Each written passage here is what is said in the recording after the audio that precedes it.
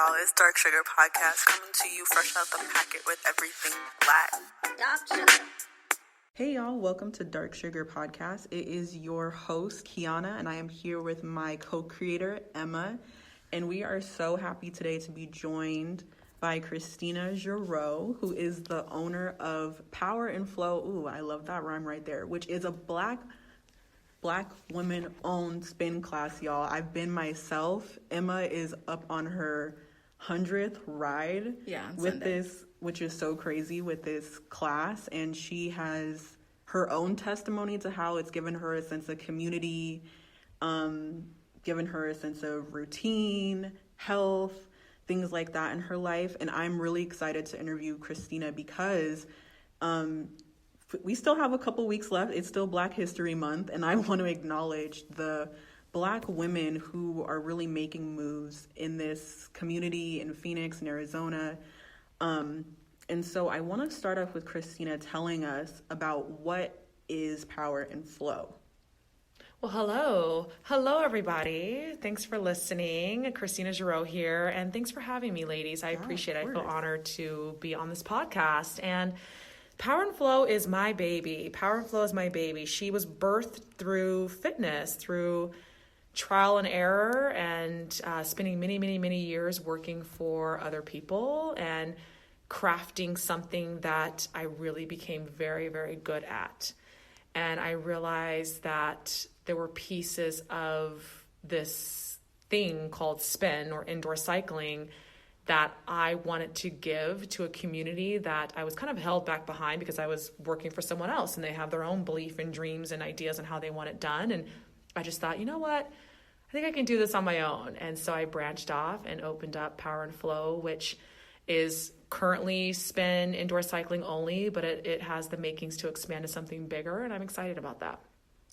You make it sound so easy, but I bet that it was much more involved and very difficult. It's probably a very good thing you guys can't see me. I look busted all of the time. No, stop. Don't listen to her.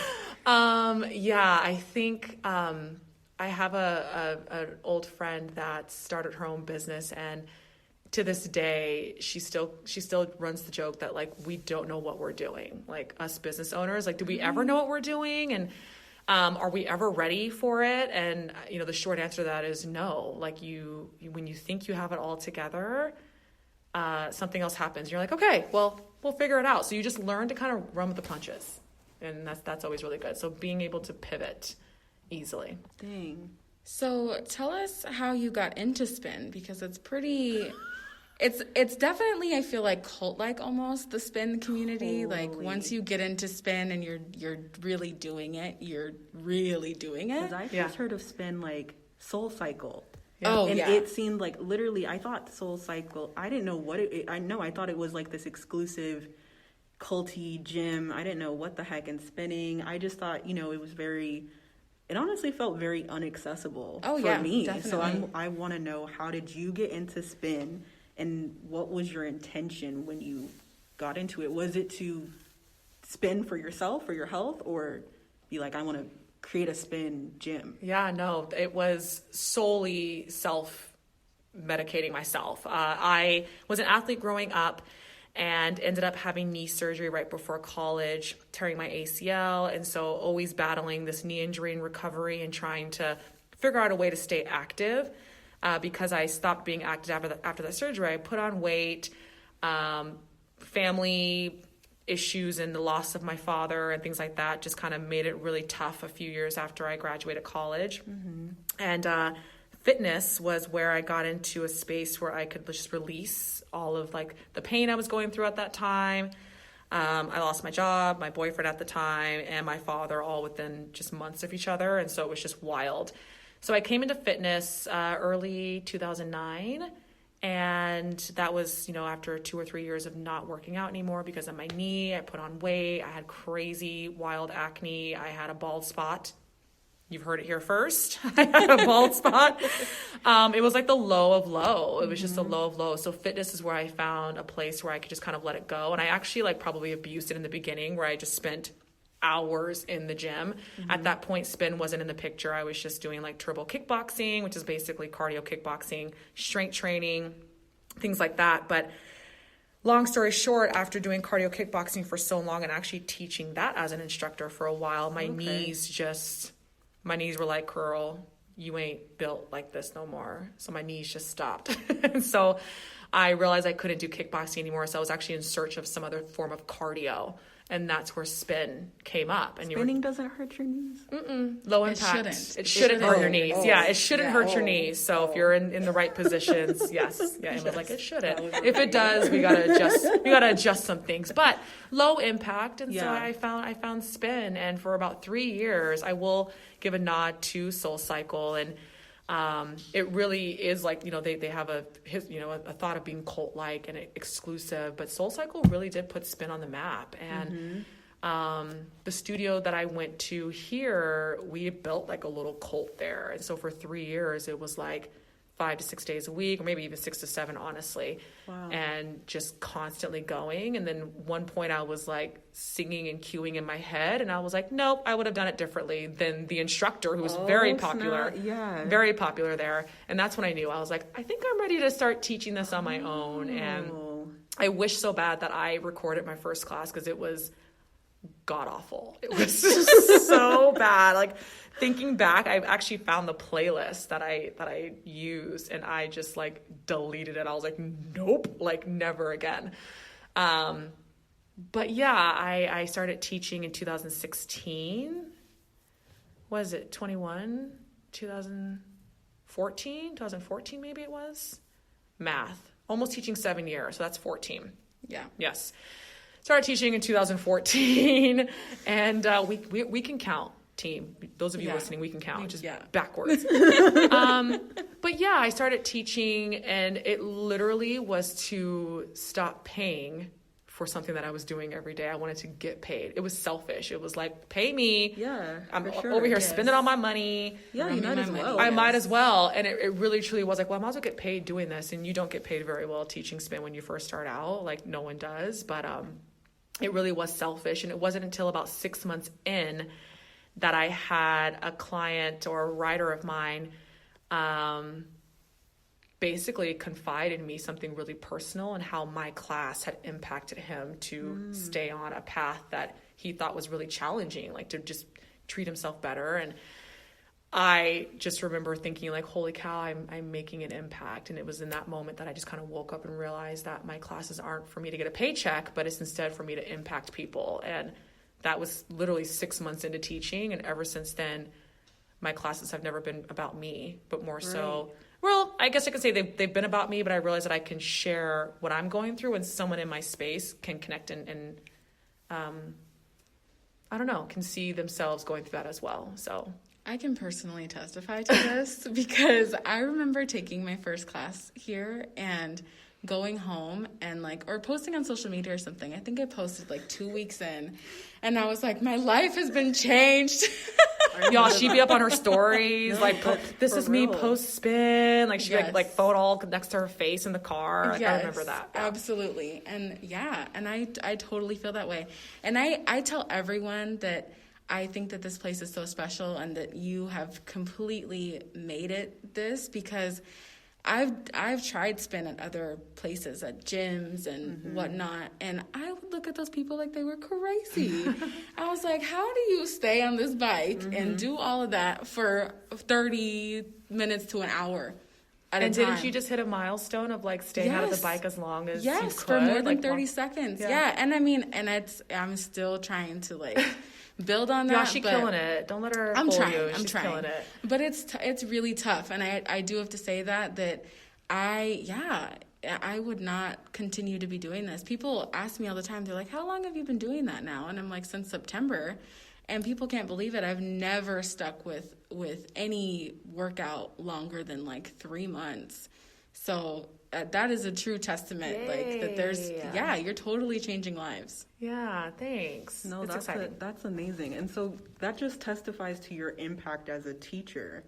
But then it's from teacher to business owner.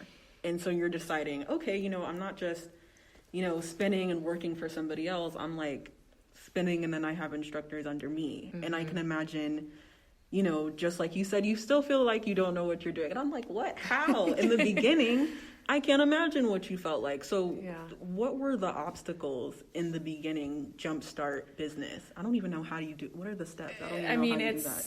It's literally just one thing at a time. It's just taking action. And it's honestly taking action. I didn't know what was right or what was wrong. And so what really kickstarted me jumping into something of my own is I was working for a studio that's no longer open. In fact, the entire brand just got dissolved over the pandemic, unfortunately, but they shut us down after I'd been with them for about 2 years with like 4-day notice.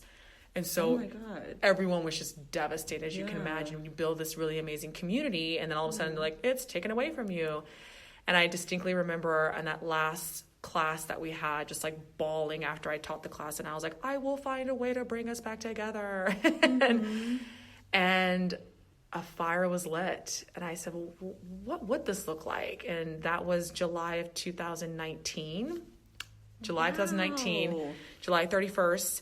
By August 1, I had like a page of my business plan written, and I was like, we're doing it. Let's just try it. And so I just started writing it and looking up and researching, and I found the bikes that I wanted, and I just researched. And I think by the beginning of September, I had the business plan done, and I started looking for spots. Like I just kept looking. I was like, we're doing this. So I started looking for spots like in October of that year. And by December, we had a lease signed. Like here in the place that we're sitting in right now, like it was wild. And I bought my bikes by December too. Wait, so this is less than 2 years?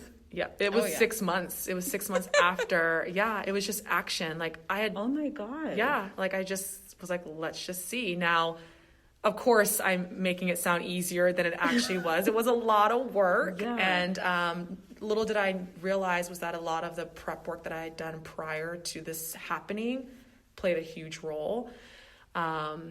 Finances, making sure I kept everything in order, that all the T's were crossed and I's were dotted. That played a massive role because people don't just give anybody a space to renovate and create it. So luckily over the course of the past 5 to 10 years, I had built something really good financially and credit history and all that stuff to be able to allow me to do this as well. But from literally like thought seed in my head to bikes purchased and a space, it was 6 months. Wow, that's wild. Wild, right? It was wild. And we got the keys to the space 1 week before the first shutdown in March of 2020. No. But this place was nothing. Like, so we're inside the space right now for those of you who are listening. And so I'm like pointing around the space because they can see, but she was nothing. There was 2 bathrooms and that was it. Yeah. So when I got the keys, we held off on construction until May of that year. And then we started construction, and there was another shutdown in June. And then right after 4th of July of 2020, we were officially done with construction, and I just had to like play this waiting game. So obstacles, yes, obviously with the pandemic, because who is in their right mind going to open up a business during a pandemic?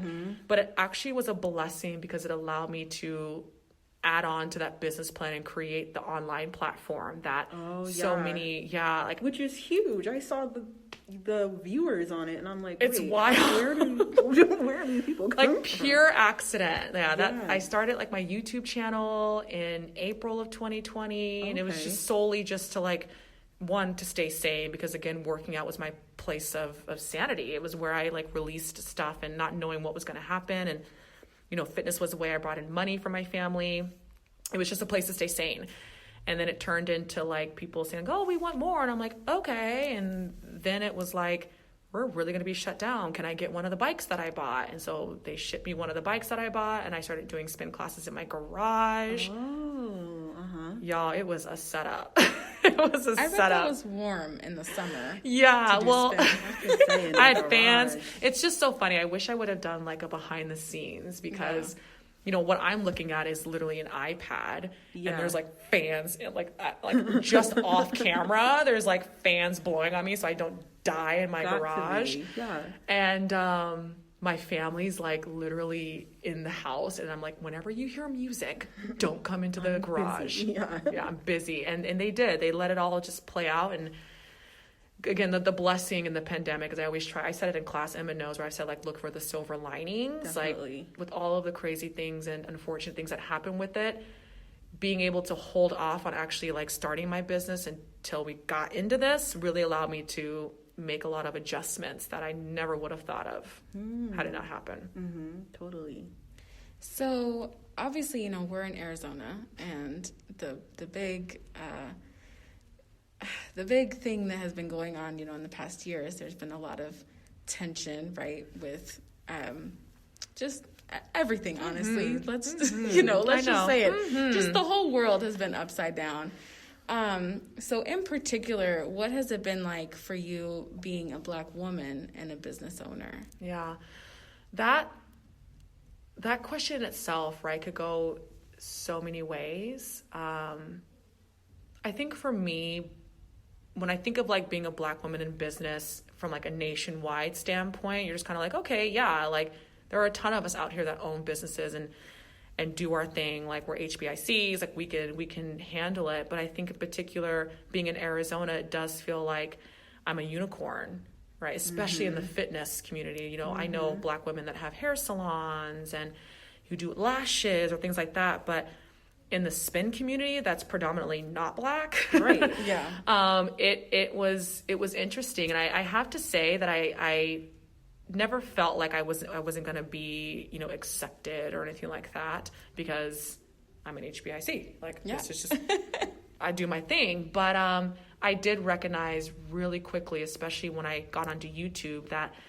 representation mattered and that I could actually represent the Black and brown girls that want to do something like this and just can't or haven't or are afraid to, because I didn't have this dream for years and years and years, and I just took one step and started writing out the idea and researched and asked questions, and it just snowballed into creating this. But I would say that throughout my time in teaching, I taught for 6 years before I started my own business. I developed a ton of incredible followers and people who loved me, so I always felt super supported, but it's a real thing that the lack of representation of a Black female who looks like me, who is running a fitness studio, is rare, if really hardly exists here. And so here in Arizona, it felt like I really could stand out and represent a part of our community that wasn't represented when it comes to fitness and spin in this realm. So I was excited to do that. Yeah, that's super important, because I feel like, as Black people, as Black women, there are so many things that we feel aren't accessible to us, and maybe they are, but just not on the same scale as other people. So sometimes we feel discouraged in some way. So just like earlier, how you spoke about, you realize you get a greater sense of, this spinning isn't just about me, like other people get other things out of this too. So from that, is there like one lesson that stands out from you, whether as it's from a business owner since being open, or like through your fitness journey that you have? You just want one? No, I want as many as you can. Share them all. My husband said this perfectly not too long ago, because again, he's the person I go to and talk to about everything related to this, even though he's very keen. When he listens to this, he is very keen on letting me go through this myself and learn all the lessons and all that stuff. But he said, working for a business is different than working for your business.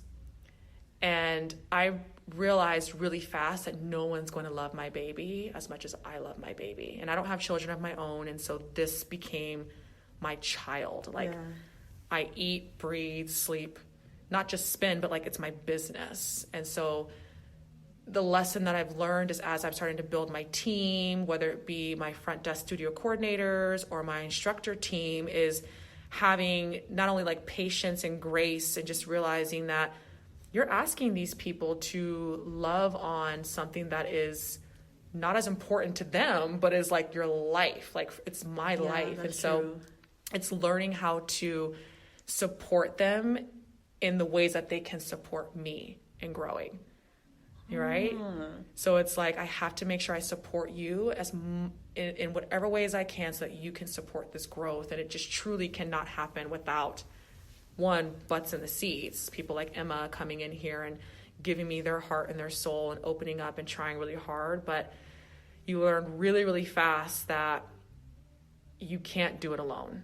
You're not meant to, but you certainly can't. And so you have to find a way to get people to see your vision and your dream, while understanding they'll just never quite love it as much as you do, but they're on board to make it as big and as badass as it possibly can be. So it's important. That's always hard. I feel like, I mean, I'm a Virgo, so I feel like I care so deeply for things that other people just don't care about. And I have a even tinier business. When people say small business, I'm like, how small? How small? Tell me, micro or is it really? And I care really deeply for that, but I just can't even. I mean, that's not my bread and butter. That's just something I do on the side because I'm passionate about it. And I can't even imagine like the level of stress that you must feel. I mean, it's wild. You do we opted for me to basically cut out, our income, like my income from the household, and say like, well, we know that at least for 6 months to a year, we're just going to be living off of one income. Right. And especially in this pandemic, when you can't operate at full capacity, and even if you wanted to, there's still this subjective fear of, what could happen in a space like this. It's a big, holding of the breath. And I think recently I kind of exhaled a little bit, but we're still in this pandemic. And so you just never know what's going to happen. But it's crazy to think I have like a brick and mortar. Yeah. And so sometimes I just can't believe that this is actually my space and that we actually took the leap. And not only we take it, but we're like 6 months into it. Yeah. Like she's living, she's here. So it's crazy. Yeah. Only 6 months? I know. That's why I was like, wait, you started in 2000. September 1st. Wait, counting fingers. I'm like, hold on, I thought. Yeah, September 1st, 2020 was our day one.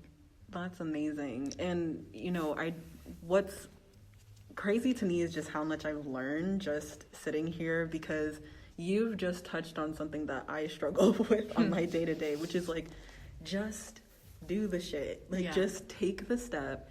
And just because I'm listening to you, like, how did you, and you're like, well, boom, boom, boom, boom. And it's not that it sounds easy. It's that sometimes in our mind we make things sound so hard. We get in our own way. We get in our own way. Again, so as much as I like hate Instagram and social media, sometimes it's a must. Like I use it to market myself and my business.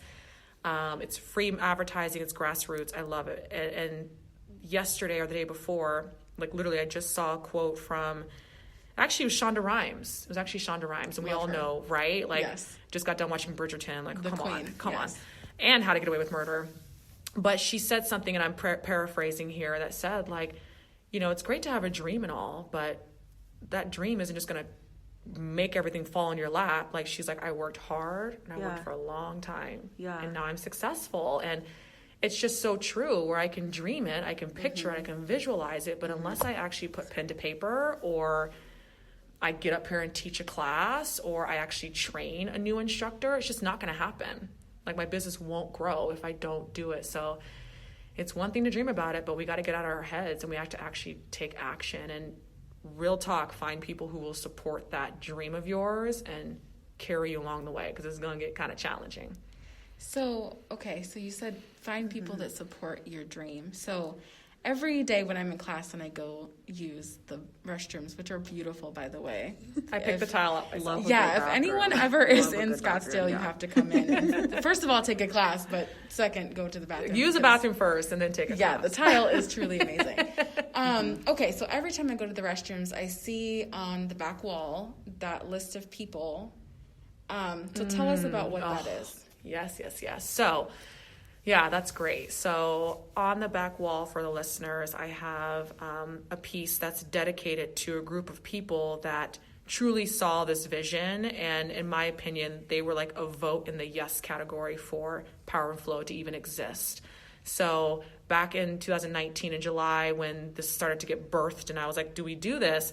I basically went to my community, tail between my legs, and I was like, so I said that I would do this thing and I need money. Like, what the heck? I mean, come on, like, wild. I was like, I made this promise to you, and I basically did. I did a post on social media and said, hey, like, I want to make this happen for you, and let's do this together. So I literally started a GoFundMe, like, again, just taking action. I was like, I'm just gonna try it and just see. And literally we raised $5,800, I think it was. So I don't know how many people, probably 20-ish people or so, just said yes, like I believe in you. So it was anywhere from like $20 to $300, like $1,000. I was like, what? Like $1,000? Like who's giving me this money? And we raised $5,800, and that went towards the deposit on the space. Wow. Like it literally, I saved it and we put it literally writing the check. I started crying, writing it. And I was like, this money literally helped me pay my deposit on the space that we're now sitting in to teach these classes. So it just felt right to make a nod to them and have a permanent space within here that said, like, this place existed because you said yes to me. Imagine starting a GoFundMe or anything and then, like, no one donated and people were like, nah, girl, you shouldn't do that, right? Like, these people said, yes, you should. And honestly, that was all the gas I needed. It was all the gas. I was like, well, they believe in me. Like, let's go. Aww. And so it's a real thing, like, gas your people up because they just need a little push of confidence. And these people did. And a lot of them come here. A lot of them come here. Like, names on there are people that come here now. And it's like, holy cow, this is amazing. So, yeah. So that's what that wall is out there. It's pretty cool. It's my favorite. I love that. That's so amazing. And you said that sometimes you just need someone to believe in you and just need that little push to remind you of, like, who you are, what's already inside. Yep. Yeah. Because we talk ourselves out of things a lot, and we let social media, TV shows, whatever it is, whether it's real or fake, whatever it might be, we let it get in our way. And it's a big thing that I think and maybe it's not just Black women, but I think people in general really feel unworthy of the success sometimes. Like, I don't deserve this. What did I do to deserve this? It's like imposter syndrome. Yes. You know, and you realize, like, wait, I just needed a few people to say, like, girl, go get it. And I did. So it's cool. Absolutely. And I want to add, we didn't initially think of this, but can you talk to us a little bit about what you are doing to ensure that your business is celebrating Black History Month? Oh, yay. Yeah. Oh, I love it. Yeah, it's so exciting. Actually, I partner up, of course, in the spin community. You have certain companies that you can get, like, your spin shoes from, and I have, like, my bike company that I'm partnered with. And so the company that I get my spin shoes from, they actually partnered up with this company or this organization for Black History Month. And I was like, well, what is this organization? And if this huge shoe company is partnering up with them, I want to get to know who they are too. And so I looked them up, and the organization is called Black Girl Ventures. They are a nonprofit organization that help Black and brown women find capital for their dreams, to help fund their dreams. And when I did reading on them and just saw what they stood for, I was like, holy cow, I want to give to this. And Power+Flow is all self-funded. It's like all from my savings, and we just keep it flowing. But to be able to find a way to help some woman who looks like me make her dreams come true, who may not, have the benefits of a second income or a husband who will, help float if things go haywire, or just that person gassing them up. Maybe they're in their head saying, I don't know if I can do this, but to be able to give to an organization that could give an opportunity to a woman who looks like me felt so right. And after a conversation with them, we had already started, like, teaching classes. I wanted to wait until I talked to them to see, but after talking with them, it just felt right. So basically for Black History Month, every Sunday, I've been teaching rides, 45-minute cycling rides that are dedicated to Black music and Black culture. Love it. So the first Sunday was women in music, so Black women in music. We had Aretha Franklin, we had Mary J. Blige, we had Janet. It was bomb. It was bomb. That's on YouTube for free, by the way. Y'all can go get on YouTube for free. Just look me up by name. And then the past week we had Afro Beats and African Heat, which was a fire vibe. This upcoming week we have Black men in music. And then at the end, we'll just have a whole compilation of everything. But for every person who takes that Sunday class or a Sunday class, we have 2 classes. We're donating $5 to Black Girl Ventures. Yeah. So excited about that. The link's on our bio, my personal page and the studio page, and all the videos that get posted on our on-demand will have a link as well in there. And the YouTube page, that YouTube video also has a link. So if you guys want to donate on your own, you can. But for us, it's going to be, upwards of $1,000, if not more. And so I'm really excited to do our first give back to an organization like this. It just made sense and it aligned perfectly with what we stand for and who I am. So it's great. Yeah, I'm excited. Beautiful. I've been coming every Sunday. Hey. So yeah, so if anyone, our local listeners, definitely will post all the links and, have everybody come in and give it a try. Yeah, for sure. I mean, you can't miss it. I know. Yeah, if there's a class to try, right? Especially if it's your first time or whatnot, like come to that. Sundays are always usually kind of a tame-ish version of my crazy classes. I like to have a lot of fun and a lot of movement, but if not, if you're scared to come in or nervous, like at least come in and let us know like that you're here to support this little bit of a movement that we can give on your behalf. So that'll be great. Not that you haven't given us enough gems already. I'm gonna have to. This is the one episode, not the only one, but the one episode I'm going to have to, let me listen to this. Hold on. Because I just feel so inspired and warm talking to you. But I'm thinking for the Black girl or for the Black woman who maybe is struggling and doesn't feel like they have anybody to gas them up, and they have a dream, they have desires, they have, maybe they are even goals, but they're not sure, like, they don't know if they're worthy enough to apply or if they are capable enough. Mm-hmm. What do you say to them to start a business or to go for whatever they want to go for? The funniest thing is you hear those cliches, especially when it's like, don't look for, your partner comes when you're least looking, that type of thing. Oh, yeah. Right? Like those little cliche things.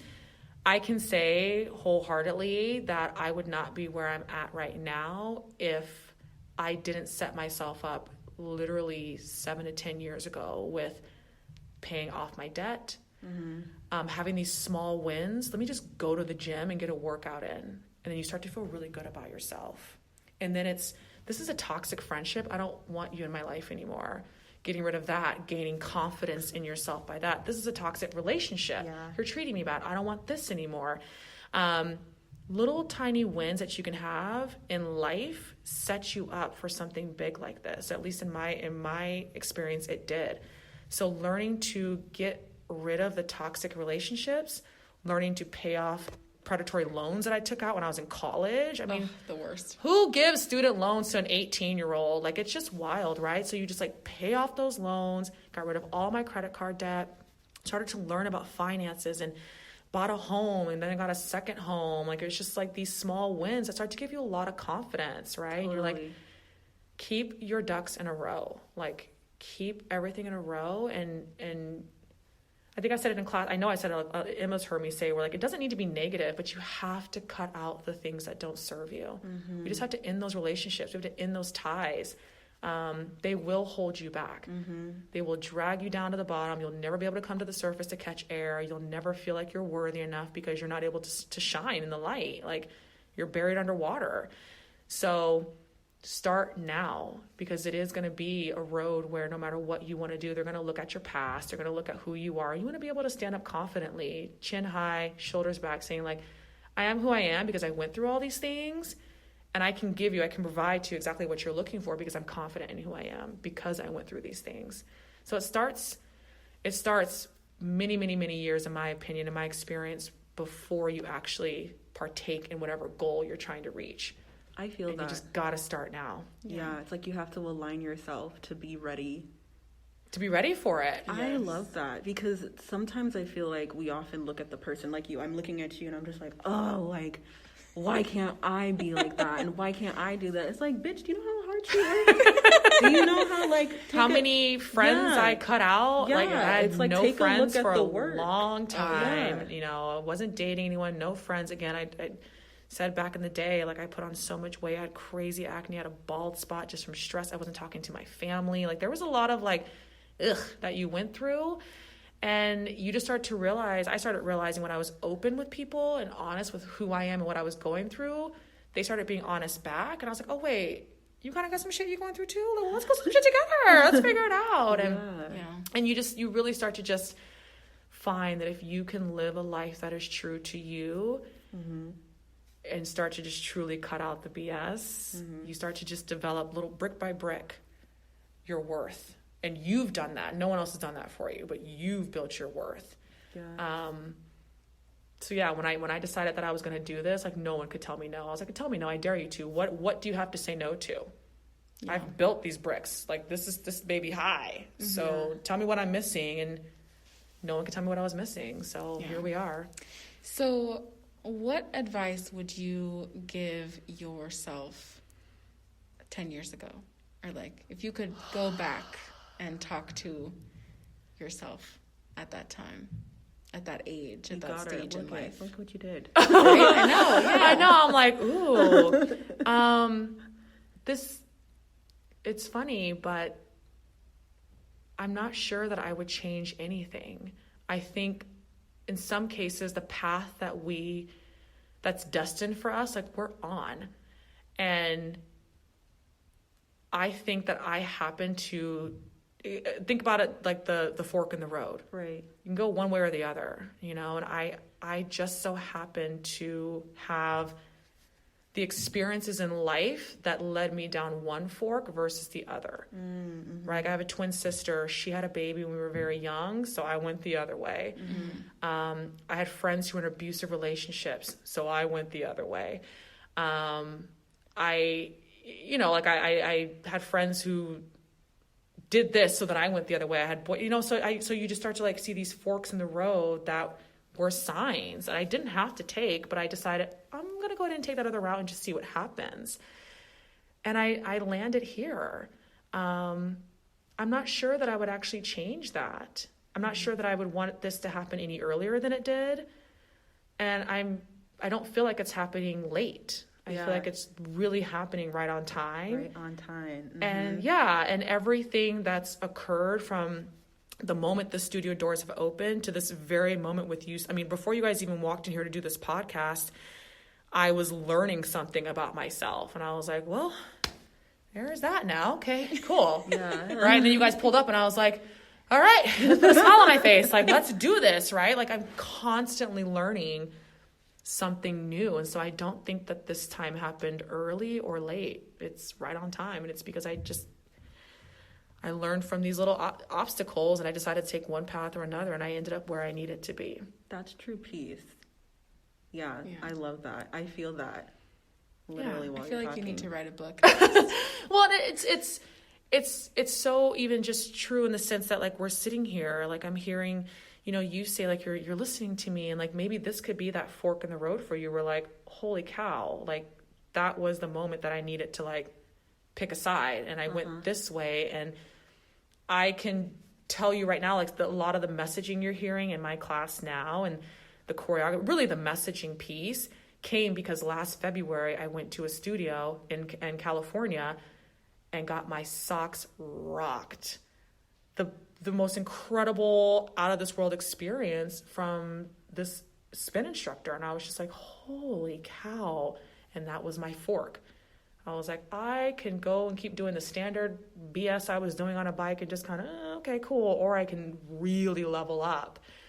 So Emma in this community is experiencing this like level up portion where I'm like always trying to like give a little bit more. Mm-hmm. It's pretty cool. So yeah, it's wild. So my last question for you is, outside of taking care of your mental health, because this is exhausting, right? We talked about this when we started, is like the spin is very hard. It's cardio, it's intense, and you have to take care of yourself mentally and physically. So outside of taking care of your mental health, how do you take care of your physical health so that you can continue to do this? Listen, I'm going to keep it 100 with you. 6 months. Y'all, scoot in, hear this. There is no physical health right now. Like, there's no balance. As the main and the sole owner, I'm the janitor, I'm HR, I answer the phones, I do all the emails, I do the social media, I teach all the classes right now while I build up 3 instructors.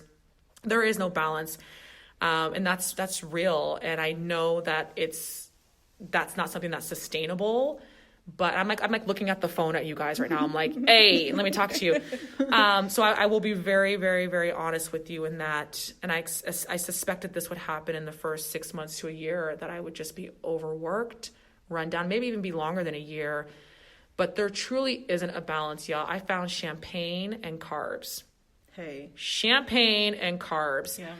But I will tell you this, that I am looking forward to the day when I can have that balance back. And I know that what is occurring right now with my body, the soreness, the tiredness, not always feeling like I'm ready for a class, but then being able to turn it on when it happens, because this is really how we roll.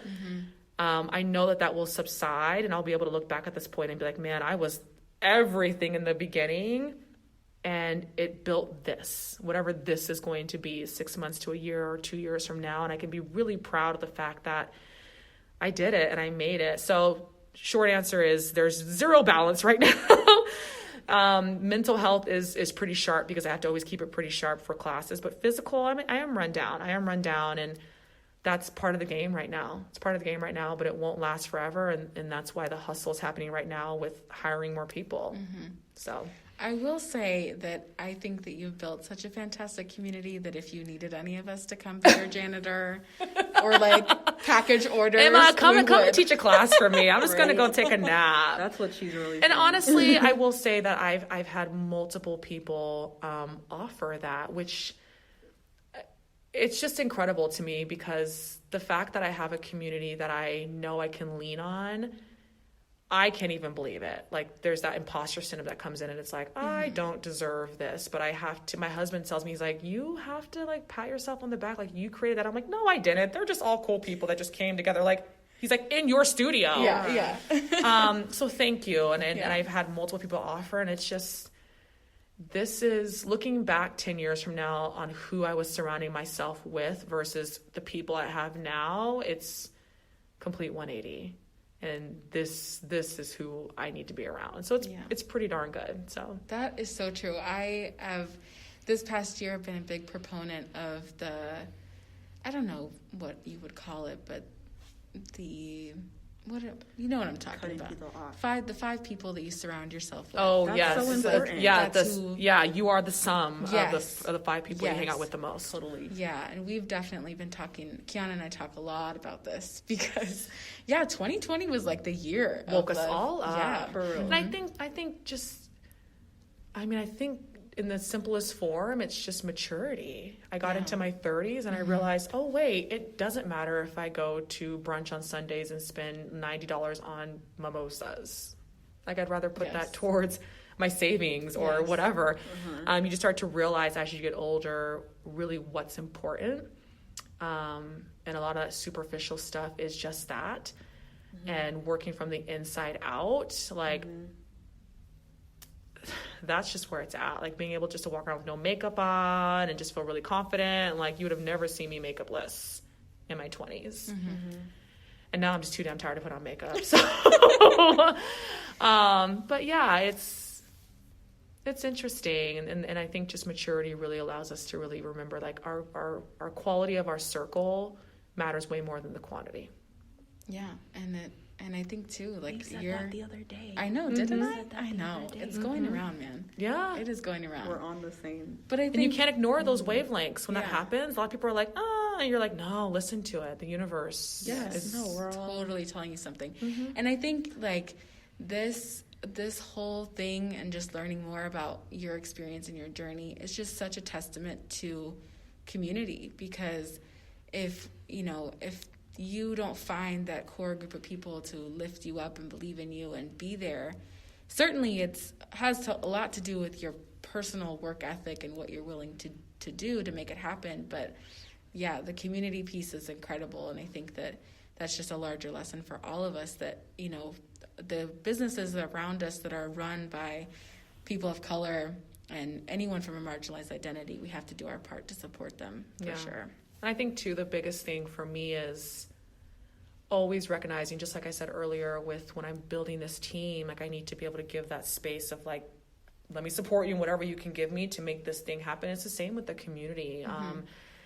it's always recognizing that people are battling their own things, and for them to take time out of their day to come into a space together is no small feat. And I say it in class, it didn't happen by accident. It's by design. Today, whoever is in this class today was meant to be, and we get to learn something from each other.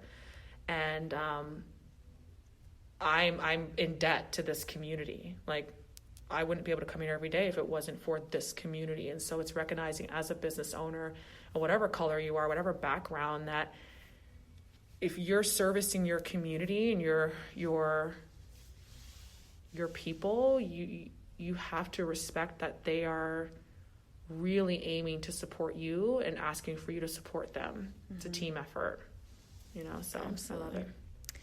Well, thank you so much for this conversation today. Thank you. It has been incredible.